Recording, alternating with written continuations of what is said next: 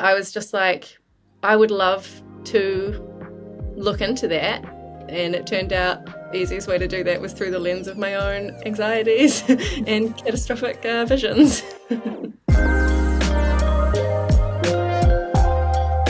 Talofa lava, I'm Madeline Chapman, editor of the Spinoff. Welcome to Behind the Story, where I go behind the scenes of a big article on the Spinoff from the week. If you want a weekly rundown of some of the best reads from the Spinoff every Saturday, make sure you sign up to the weekend newsletter. Today I'm talking to senior writer Alex Casey, who published a cover story on the Spinoff this week headlined, "Is Everyone Getting Botox Without Me?" Alex is 33 and looks 23, or so a Botox specialist told her. But she's been thinking about injectables and how they seem to be everywhere she turns. So she spoke to dozens of women about their decisions to either get Botox or stay far, far away from it, and ponders why seemingly everyone she knows is getting it now. The story is a thoroughly researched but deeply personal feature on the decisions women must make about their bodies every day. You can read that story on thespinoff.co.nz or listen to it read by Alex herself in this podcast feed. Here's Alex Casey on Behind the Story. Kia ora, Alex. Thank you for being on Behind the Story. Kia ora, Mad. Thank you for having me. You have a big story out today, which is everyone getting Botox without me? Great headline, and potentially a little bit underselling the depth of the story that you've written. It is a cover story. It is a long feature reported article. Why Botox? Obviously, you've had this thought before, this headline thought. I've had this thought before. Have you? Yeah, but not in like a, I want to join everyone, just in like a, everyone seems to be getting Botox kind of way. Wonder what's going on out there. Why Botox? Well, I think I've always been interested, not just professionally, but I've always been interested in these new sorts of like trends and technologies and things that arrive, always curiously to make women want to change something about themselves. You know, I was reflecting even in the writing of the piece on if you're someone who kind of came of age in the 2000s, you were watching things like Extreme Makeover and Top Model and The Swan and all these very aesthetically led programs. And it's always just been something that interests me, these quiet phenomena that kind of sneak up, that suddenly they might arrive with a splash, but then it gets kind of quiet and then it's very normal. I remember, Botox has been around for quite a long time now, I think over 2 decades, but it was in 2018 when we were working on the Spinoff TV that I was chatting to the makeup artist. She was like, oh, it's so common. Like for all the women that she deals with, it's as common as getting like your hair cut. And I was like, what? When did that, what? I don't even get my hair cut very often. Like, this is stressful. Like, is that common? Yeah, haircut.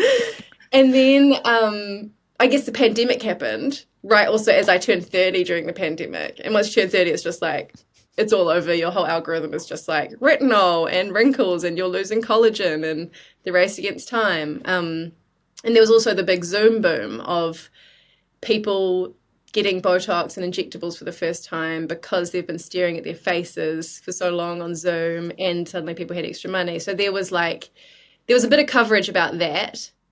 And there is periodically stories about Botox, often like something going wrong or, you know, a one-off sort of weird thing. But to me, there's never been anything particularly thorough about like what is going on here. And not just like what is Botox and what are the risks, but like what is motivating people to spend a significant amount of money on this, especially in a cost of living crisis. I was just like, I would love to look into that. And it turned out the easiest way to do that was through the lens of my own anxieties and catastrophic visions. It wasn't always going to be first person. You know, it's a big topic, it's a big health topic, it's a big industry topic. It could definitely have been written as like almost an investigation or a political lens. How did you end up just following essentially your own thought process and your own journey as somebody thinking about Botox and wondering whether you yourself should get it? Yeah. Initially, I kind of thought it needed to be this sort of almost like listener style, thing, third person voice, like very kind of omniscient and all knowing. And I thought my way in would be looking at something newsy and hooky, like regulations, slippage. See, I don't even know what I'm saying. But, like regulatory issues or, horror stories or something that was really like concrete. But as soon as I started looking into it, I was like, there are just so many complexities here. There are so many different threads to pull and things to look at that focusing on just one of those things, it didn't feel right. And again, it didn't feel like it did justice to the true, breadth of stuff going on. And I think it was you, actually, is the reason why it's written the way that it is, and your very clear-eyed editorial judgment. So I was going insane. I called you, and then you were like, well, this should all kind of be a part of it, what you're saying right now, and your own voice and your own perspective and all of these, anxieties as part of the story.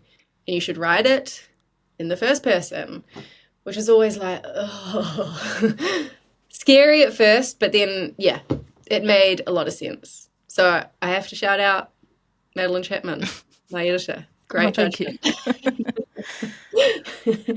But yeah, there was also like, I realized, I interviewed probably over 30 women about this. Many of them not known to me. I found them on different social media platforms and groups and things on Facebook.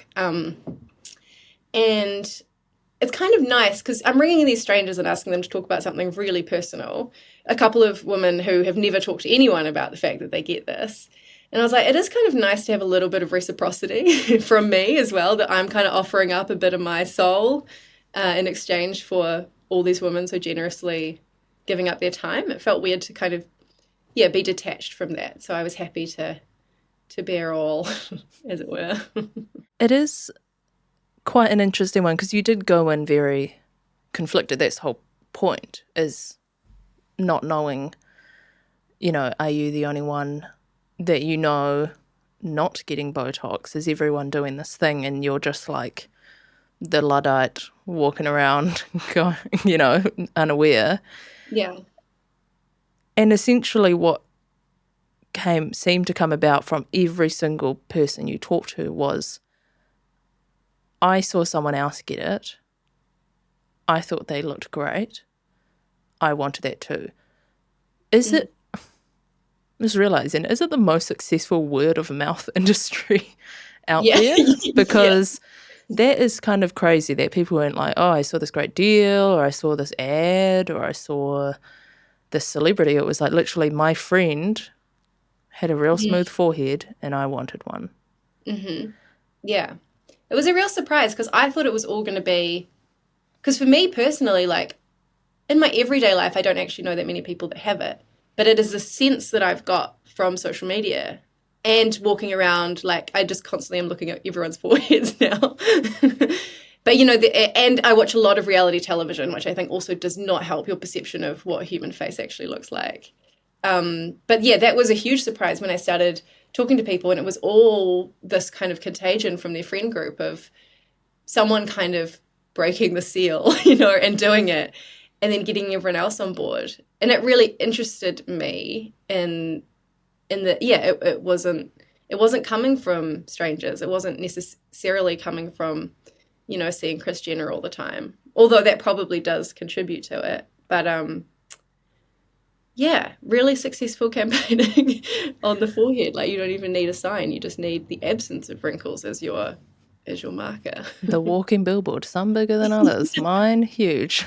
I think it was very fascinating to me to read you kind of talking about this, I guess, contagion, and this idea that even people who get it and really like the results, they really like how they look and it makes them feel better and all of that stuff, also find themselves questioning the very deep roots of why they feel better after getting it, and why they feel like they want to look like that in the first place. And I think that is something that is like way above anyone's pay grade to kind of tackle. But I would hope that maybe it starts, you know, something like your piece where everyone has just been very honest and open, and no one is hugely pro. I guess some people are quite anti, but overall it's kind of like this is all just a symptom of much deeper sort of gendered expectations and things like that. Did you have to stop yourself from like diving way deep into like feminist theory while writing this? Yes. Yeah, it was quite hard of like how much to put in versus how much you can kind of assume people understand what we're really talking about here. I was very lucky though in that lots of people just offered up that, you know, in their own assessment. It was really amazing, particularly to talk to the 65-year-old psychologist who has been getting Botox for over a decade, and her talking really explicitly about that it is a symptom of ageism in the workforce, and that she is acutely aware that when she starts to look her age, people stop listening to her. She felt like she had less authority in the room. People would like pull the chair out for her like she was an old lady. And she was just like, I can't afford this shit, basically.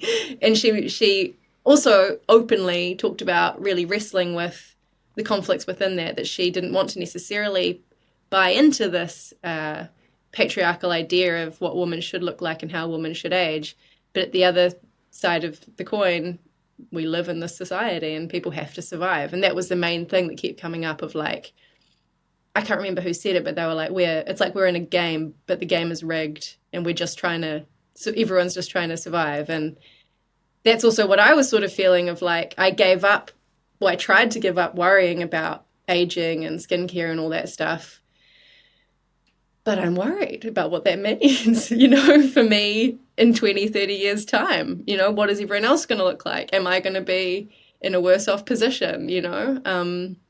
Yeah, so it was really affirming, I guess, to hear that conflict and all those conversations happening across the country, and people who get Botox, people who don't, people who are on the fence, people who got it and stopped. Because there's not really any room to have those conversations in what you would traditionally see as like a Botox story, you know, something about the horrors is not going to address it. And there's not that much room for kind of thorough lifestyle reporting anywhere. No, and it did make me wonder what, you know, if you were to revisit this story in maybe not 10 years, maybe like 15, 20 years, whether things will sort of swing back the other way or whether they keep going. It's a one-way street, you know, because there was maybe a 10-year period where veneers became very popular with celebrities, and it was like even natural straight teeth looked strange on the movie screen, and then, you know, now it's kind of like, oh, now people are swinging back the other way, and it's the new thing. It's the, what's that Dr. Seuss story? I was going to say the leeches. It's not the leeches. It's and they all walk around, and then a couple of them have stars, and then all of them want stars, and then everyone gets stars, and then suddenly the thing is, oh, you want to be one that doesn't have a star on you. The Sneetches. I just remember stars upon theirs. But I remember reading that as a kid and being like, oh, I see. You know, things just kind of trends move and go back and forth. And it does always feel, which is a crazy thing to even have to consider, going, am I missing the boat? Or is it a carousel and it will come back around and then I'll be ahead of the trend at some point, like how I wore Canterbury track pants for 12 years straight and assumed that they would come back around at some point. Yeah. You just got to stick around for long enough. Yeah, I mean, like pimples, you know, like those pimple patches that are like heroing having pimples now. Yeah. It's all changed. And yeah, I don't know. I guess the difference with something like Botox is that it's a bit longer lasting, you know, potentially. If you're like a regular user over many, many years, again, I didn't get too into the science of it. And also it's still quite a young thing cosmetically, so we don't even necessarily know Or does it what that just looks like. look really young? Yeah. True. I need a little drum Yeah. drum noise after that. Oh my God, that was the zinger of the year. I walked right over it. I can't remember what I was saying. But yeah, there is something about, it's not permanent, but it is definitely like a lasting choice. And I think it's really interesting. And then I started to have these deep thoughts about, like, as someone says in the piece, like, there's so much to frown about at the moment and be angry about. And it's interesting that sometimes certain types of Botox use and application can actually remove your ability to, like, express with your face. Not always and not often, but some people like that look, some people don't. And definitely I think after the first few weeks, that's when you can really struggle to lift your eyebrows and things, but it does go away, is my understanding. But I was like, that's quite interesting too, the sort of pacifying of women's faces, and what does that mean? But again, I couldn't get too into that because it was just like, it was becoming a PhD. I mean, there is a PhD to be written on it, but Yeah. not to give you ideas. To wrap up, I'm interested in if I think I've had never anything serious just because I have had a very old disposition since I was a child, so it would never occur to me to try and, I don't know, reverse that at this point. But I think very occasionally I've had fleeting thoughts of going, ooh, those are new lines. Interesting. Maybe I should, I don't know, moisturize or do something. And when you said that you wanted to write the story, I was like, I wonder if Alex is going to be swayed one way or the other by talking to this many people. Because obviously you had talked to me about how you genuinely were just like, I don't know, like I have these feelings and these concerns, but also these, I don't know, wants. Did you go in kind of hoping somebody would convince you one way or the other that you should or shouldn't get Botox? Yeah, I was definitely looking for answers for myself, and I didn't know how it was going to go. I'm also quite easily influenced. And that was another thing that did sort of surprise me, is that, like, I did a story about the Scrabble Nationals, and then I picked up Scrabble as a hobby. I tend to, like, I did it in profile of a pole instructor. I started doing pole fitness. I tend to take on things from stories quite easily. So I had that in the front of my mind. And it was quite interesting talking to so many women for a few days who get Botox and speak about it really openly. And normally that I definitely, like, was starting to look at my own face differently. And I write about that in the story of, like, just noticing, recording videos for my friends and, like, noticing certain things. I'm also aware, like, I am only 33, of course. I still, it's not panic stations yet. And I'm aware of that. There is a lot of those different, like, stackings of privilege also in this conversation. But that's why it was really useful as well to talk to, especially the older women over, the over 60s, over 50s who hadn't got it, who talked about why not and talked about what their life was like. And then to cap it all off, in my quite confused, emotionally fragile state, I went and had a consult as a part of the story. But also because I wanted to know, I think there's a part of me that you want to go into the consult and they go, you're gorgeous. Get out of here. That's what happened when I got my eyes tested. And I was like, oh, I thought I would look good in glasses. And they were like, don't ever come back. Your eyes are too good. Your eyes are too good for this. But of course that isn't what happened. And that was quite confronting and actually quite kind of enraging as well. Because I think I wasn't going in totally ready to spend money and convinced that this was something that I needed, to then hear a stranger drag me to filth, basically. Even though I did ask her to, about all the things that, could be improved on my own face, was, like, quite upsetting. Like, I wasn't like a broken woman by it, but I was quite perturbed by the whole situation. And it didn't feel like self-care, and I didn't feel empowered by it. It just made me be like, oh my God, you think I need to spend $500 like on these and this? That for me right now, it did sway me pretty firmly to the I'm not going to contribute to this industry side. For now. For now. You're only 33. I'm only 33. But yeah, it's again, and that's what lots of people said. They, especially like a lot of the millennials, couched it with, but that's me saying this now. Talk to me in 5 years, talk to me in 10 years. Because the overarching thing of all of this is like we are all still trapped in this system that is always going to reward younger looking women, no matter what area of life you're talking about. And it's really, really hard to resist that. And it's really hard to get out of that. So we're all just trying our best, basically.